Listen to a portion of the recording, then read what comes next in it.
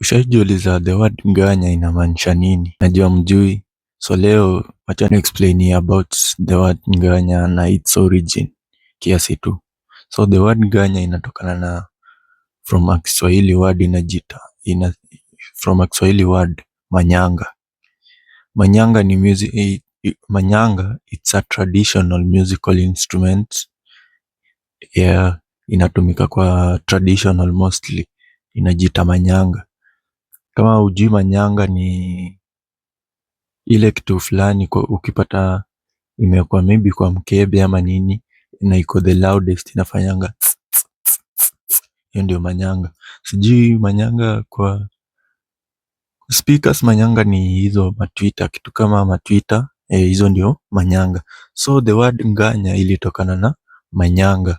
Manyanga ni the loudest part ya music instrument. So ndio kitu ito nganya lazima ikuwe loudest in terms of music.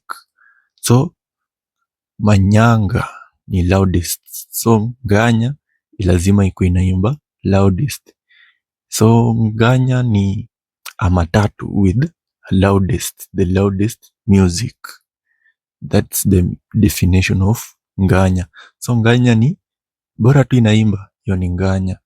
So difference ya nganya na matatu, nganya is loudest.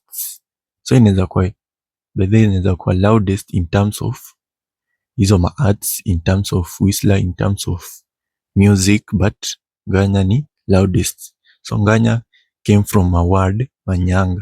Manyanga it's a traditional music instrument that is loudest.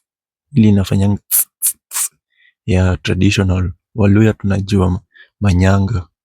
Kama kuna mluya hajui manyanga aseme. Manyanga ni vitu fulani zinafanyanga.